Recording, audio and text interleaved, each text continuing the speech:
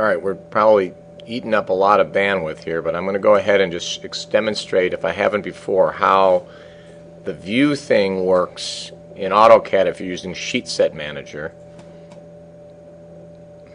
And let's see, I think that should probably be an output.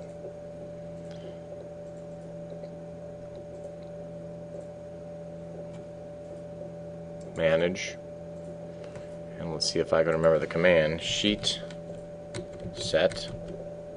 There it is, Sheet Set. Alright, and how bringing in different views makes a big difference, and how using views, not just layouts, can make a huge difference. So I'm going to go ahead and do a new sheet set. I'll just let it pull what it wants from where it wants for now. I'm going to browse out, in this case, of course, out to the K drive, and I'll just use what the students had submitted in terms of drawings, and you can see as things pull in, those drawings which have numbers of layouts and others that don't. Now the reality was not to do layouts in this, so this isn't really an indicator of the views. So I'm going to just hit next here, and we really don't want to use all those in the end. We'd like to probably turn them all off, but it's going to go through and grab all the layouts, which really isn't what we want. But I'm going to go finish there, and in there I want to go to the model views now, and I'm going to add a location. Add a new location. I'm going to once again tell it where the views are. So I'm going to go here to the same spot.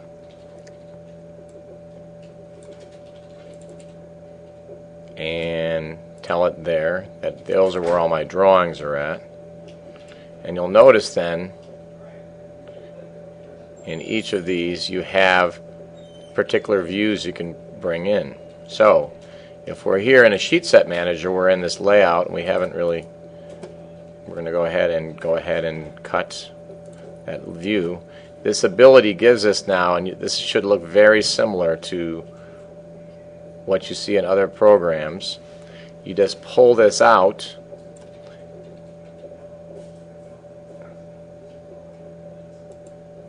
and right click and tell it a scale. Right click, tell it a scale.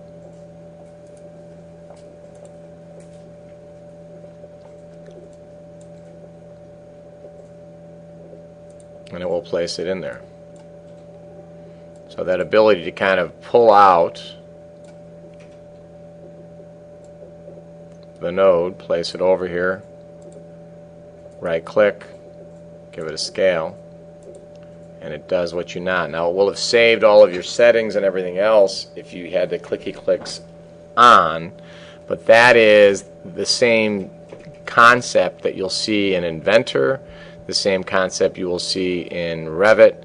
Once again, you just pull it over, drop it in, leave alone the error there, and you can right click and tell it the scale you want it to be at.